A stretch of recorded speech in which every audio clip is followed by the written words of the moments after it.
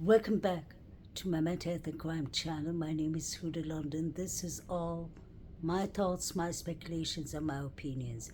This is the case of the Idaho 4. I was watching the Amazon Prime. I've actually finished the whole episodes.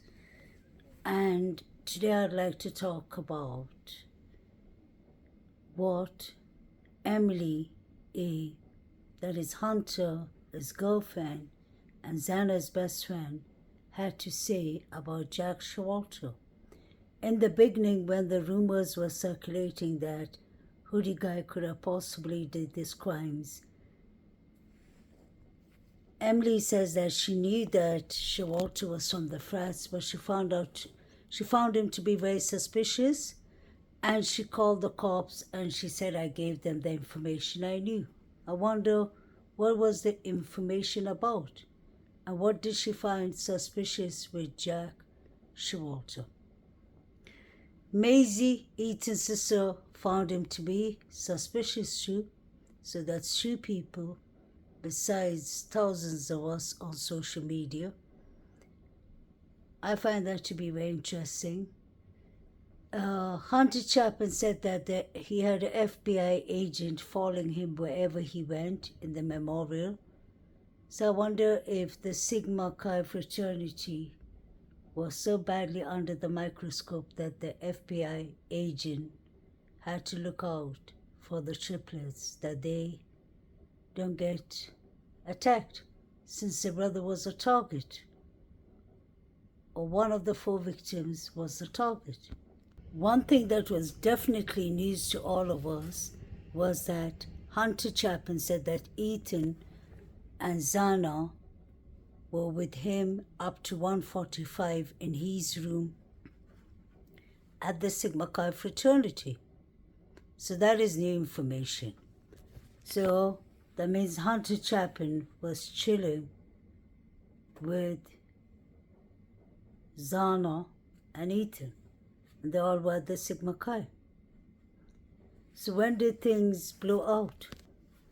When did the fight happen between David Baracho, David Lott, Ethan, and Xana? 4chan, I personally believe, was on point. We saw the figures running within the 19 minutes. All those things need to be taken in accountability. Just because the cops said there's nothing to see there doesn't mean we just have to drop it. The Alpha Kappa Lambda boys on the band field were wearing very suspicious clothes. Either the clothes are too small or too big. One of them had a big bump on his forehead. Are we supposed to ignore all those things? And why do I have a feeling that Ethan and Xana did not even make it to Hunter Chapman's flat? I think they were attacked on their way back home, or they were attacked when they were chilling home. These people are trying to change the timelines, narratives, everything. I really want to know why Emily, Hunter's girlfriend, and Maisie, Hunter, Chapin, and Ethan's triplet, why they were so concerned and suspicious of Schwalter. Schwalter was the only person who did not buy any food at the grub truck. He was the only person who seems to be a skilled, I won't say only person, but we know that he's a skilled hunter. We know that he carries around K-bar knives. We know that he lives 1 minute away from the girls. There were so many people, besides social media, there were so many people who had their eyes on Schwalter and the Davids. David Baracha's acting like the sober guy. That's what he said, that he was called that night, sober watch. So he was helping people who were celebrating the Vandals night. And he said he saw Xana. I found that to be very strange. I wonder if David Baracha became the sober watch on purpose, because we saw that white car parked at 156 at King Road. Could it be possible that David Lott was intoxicated, and David Baracho was the one driving him from Sigma Chi to the girls' residence, 1122 King Road, and back. Another thing I found strange is that Ethan actually lives at 1122 King Road. So I wonder if Ethan was becoming a threat for the Sigma Chi fraternity boys. I wonder if this is some kind of ritual, some kind of,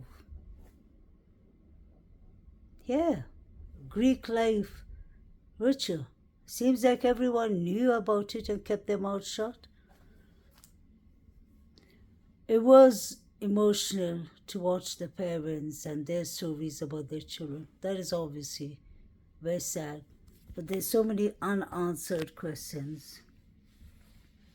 And it doesn't make sense. Doesn't make sense. I wonder why they all thought that hoodie guy was basically the public's first and last suspect till up to today. We know that he comes from influenced families in Boise, Idaho. That's why I never thought it was a good idea for this case to go to Boise, Idaho. When they started demolishing the house, I knew this was bigger than we actually thought it was. So whatever reason Kohberger took the plea deal, I won't be surprised if Kohberger knew that he had no chance to win this case, and no matter what, they were trying to give him the DP. Then we heard the reporter saying that when Kohberger was arrested in Pennsylvania, he asked, have the others been arrested too? And then it makes me always go back to that thought of that guy, you remember, who called T-Rev's channel, Dave? And he was talking about the Sigma Chi fraternity boys asked him, how do you get away with unalivings? Do you remember that episode? So I was wondering if Kohberger actually went and got active on his research, got participate in his research, and maybe that he's not the only one who did it, and he has a hard time proving it. Maybe that's why the 4 alternative suspects theory came out. For me, it looks like no matter how hard Kohberger tries, he could have not won this case. So might as well get the death penalty off the table. I'm sure anyone would have done that, especially if you see that this is a corrupt state whatsoever, that you have a hard time proving your case. I don't think he was given a fair trial. And what's her name? Ann Taylor was given too much to do. 2 years and 6 months is not a long time for her to get all her homework done. Absolutely not. This wasn't a fair justice to start with. And the real suspects are roaming around there like nothing ever happened. But it was really interesting to see that Emily and Maisie both thought that Schwalter was suspicious. The Banfi boys were suspicious. Sigma Chi fraternity were definitely involved. I believe David B. and David L. escalated the situation with Ethan. They may have not planned for it to end up in unalivings, but that's how it ended up in. Like I mentioned to you, the 7 unalivings. This university, besides these 4 victims, you have Hannah Clear, you have Caden Young, and you have Hudson Lindo. So these patterns of hazing, bad behaviors. Then you have Schwalter, who sounds more like antisocial personality disorder person to me. More like an insult to me, because he's the one bothering allegedly females, getting thrown out from his fraternity, Tau Delta, for harassing females. He had 2 targets I could keep on mentioning. Ethan on the 2nd floor and Kaylee on the 3rd floor. His life was going down. So anything is possible. But I just don't like the fact that they still haven't proven a motive for Kohberger to have just gone, taking the risk, unalived 4 people within 30 minutes, 15 minutes, walked out of the house. Until up to today, they're not even showing us. Just show it. Make it make sense. Nothing makes sense. And the fact that they did not call 911 for 8 to 9 hours. One important question. After watching the Amazon, I want to ask everyone, whether you're with Kohberger or not, whether he's innocent or guilty, I want to ask everyone, where is DM and where is BF? Very important questions.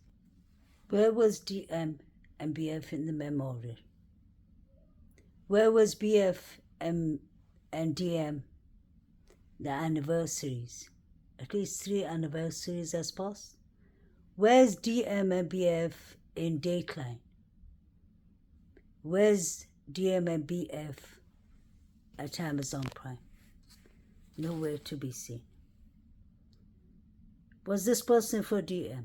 I'm starting to really wonder if the Halloween party where she looked like she was being hazed by Maddie Morgan, may she rest in peace, and it looked like Santa was recording her. Could DM have taken that too far? There's something that's not right with the surviving roommates. One of them has escapade evidence, and none of them seem to be showing their face. I find that to be extraordinary. Let me know what you'll think. No DM, no BF. Emily's acting like a lawyer. Ashton Kutcher is not talking much about other things. She's busy defending Maddie's boyfriend, and we know he wasn't even there. Ashton Kutcher's important connection to this house. She brought Emma and Demetrius. She could have got them all into trouble. She and Demetrius got Caden Young unalived. And he was a journalist student. All this is connected, and the real suspects are out there. Let me know what you think. Please like, share, and subscribe.